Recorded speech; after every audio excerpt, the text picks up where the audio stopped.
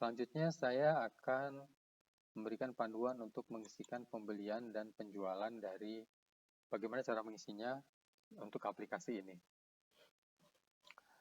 Karena sebenarnya mudah karena pengisian pembelian atau penjualan sama dengan mengisi transaksi pada umumnya dan sama seperti mengisi bagian penerimaan dan pengeluaran.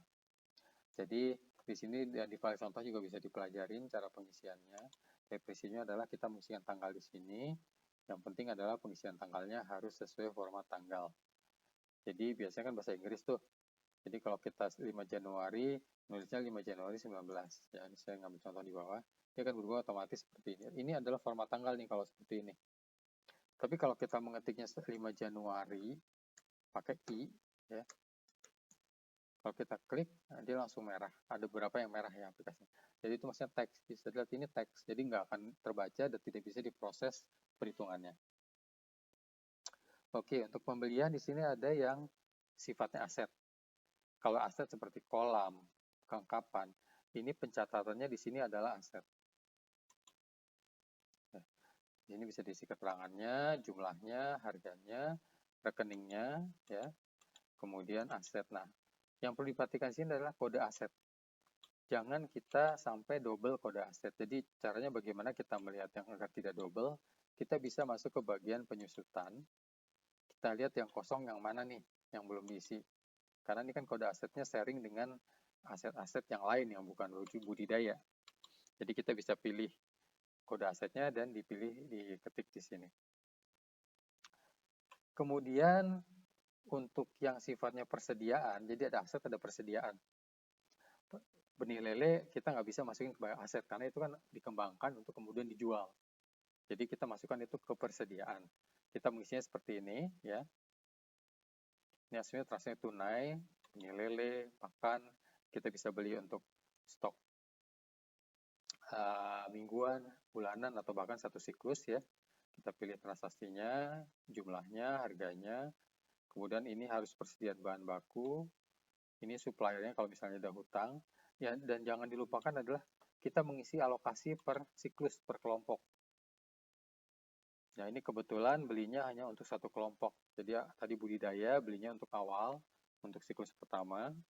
Kemudian persediaan, ya ini 70.000 untuk siklus pertama atau kelompok pertama. Tapi kita harus isi angkanya sini. Kalau kita isi seperti ini, nanti dia akan muncul sebagai saldo di bagian kelompok ini. Ke paling kanan, saldonya akan muncul, sehingga kita bisa bagi di sini 70.000. Kalau kita misalnya belum masukkan, saldonya muncul. Jadi ini untuk mengurangkan dan memastikan bahwa dia sudah digunakan, 70.000. Sudah digunakan di siklus tersebut.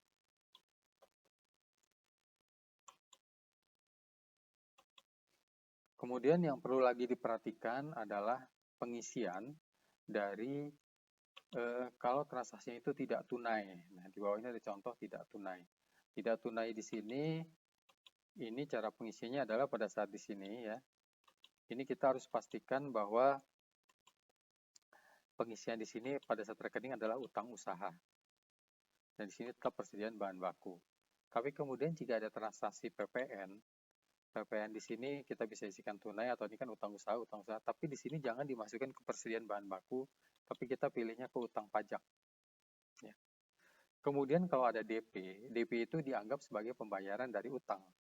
Jadi masuknya adalah di sini DP, di sini pembayaran tunainya, di sini adalah utang usaha, dibuatnya seperti ini. Jadi sama perlakuan DP maupun pelunasan. Isinya adalah pembayaran dari utang usaha. Satu hal yang perlu diperhatikan di sini adalah kalau ini sifatnya utang, maka kita perlu memonitor. Kalau kita lihat di bagian utang supplier, di sini ada utang supplier, ada utang berdasarkan PO ya, kelihatan di sini. PO. Untuk bisa memunculkan itu dan memonitor, maka kita harus memastikan bahwa nomor PO ini tercatat. Kemudian di sebelah kanan, nomor suppliernya tercatat. Sehingga untuk masing-masing transaksi yang ada nilainya, jadi ini ada nilainya ya, jangan sampai ketinggalan untuk tidak menulis nama supplier ataupun nama nomor PO. Karena kalau tidak tercatat sebagai contoh, ini kan PO4. PO4 ada total utang, ya, ini 1, 2, 3, total sekian nih, 56, berarti 64 sekian. Ya. Jadi kalau kita lihat ke bagian utang berdasarkan PO, itu ada 63 sekian. Kemudian berdasarkan piutang utang suppliernya ada 68 sekian. Pertanyaannya kenapa ada perbedaan PO dan perbedaan supplier? Karena satu supplier itu bisa punya lebih dari satu PO, dan satu supplier juga mungkin punya utang dari tahun sebelumnya. Di sini kita bisa lihat cek supplier 3 itu ada utang dari tahun sebelumnya, itu sekitar 5 juta. Itu akan dijumlahkan di utang supplier. Ya, makanya nilainya lebih gede daripada transaksi yang muncul. Nah, itu dasarnya adalah dari nama supplier yang kita masukkan di sini. Jadi jangan sampai terlupa untuk menulis kalau memang dia ada utang. Kemudian PO juga sama. Ya. Kemudian tadi ada satu yang terlewat, yaitu untuk kalau misalnya mau mencetak, jangan lupa ditulis nomor urut PO ini 1, 2, 3. Jadi kalau kita masuk ke bagian purchase order dan mencetak, kita pilih PO-nya PO4 tadi ya. 1, 2, 3 adalah ini. Kalau itu T kita tulis, maka dia tidak akan muncul di sini. Ya. Itu khusus untuk bagian pembelian. Kemudian bagian penjualan bagaimana? Bagian penjualan kurang lebih sama cara pengisiannya ya. Hanya bedanya kalau di pembelian itu utang, di sini disebutnya adalah piutang. Dan yang perlu ditambahkan di sini ada keterangan tambahan yang berhubungan dengan produknya. Di sini harus diisikan kategori penjualannya, itu masuk kategori penjualan yang mana. Ini dasarnya adalah dari daftar harga panen yang ini. Nah, ini dasarnya adalah ini. Oke. Itu untuk penjualan. Kemudian ada kategori produksinya. Nah, ini kita harus memilih dari kolom 1, 2, 3 atau berapa. Tujuannya adalah untuk mengurangi stok. Kalau misalnya udah nyampur, ya teman-teman bikin asumsi saja. Ini kolom 1, kolom 2, dan seterusnya. Nggak ada masalah di situ. Jadi tidak perlu harus strict. Ini kolom 1 atau 2, ya udah ambil aja. Ini adalah 1, yang penting stoknya di sini bisa berkurang. Ya. Jadi nggak harus strict, harus ini kolom 1 bukan, ini kolom 2, jangan, nggak sampai ke sana ya. Dan ini impact-nya hanya untuk menghitung stok di masing-masing kolam dan untuk menghitung nilainya, harganya nantinya. Sehingga bisa dapat rekap per siklus dan bisa dapat, teman-teman bisa punya gambaran. Toh kolomnya sama juga kan, kolom 1, 2, 3, 4, 5, 6. Ya apakah dijatuh di kolom ketiga ataupun kolom kedua, jatuh-jatuhnya akan sama perhitungan totalnya. Kemudian bisa diisikan di sini, pilih golongan harganya tadi ya, menyesuaikan harga akan muncul. Nah, kemudian rekeningnya di sini kalau tunai, kemudian pendapatannya. Dan sama juga tadi untuk yang utang, di sini kalau misalnya piutang, ini pilihnya adalah piutang di sini. Kemudian ini pendapatannya. Kalau ada PPN, ditulis piutang atau cash ya. Kemudian di sini tulisnya utang pajak, jadi bukan pendapatan PPN itu. Kemudian DP adalah sebagai pembayaran piutang. Jadi baik DP maupun pelunasan perlakuannya sama di sini.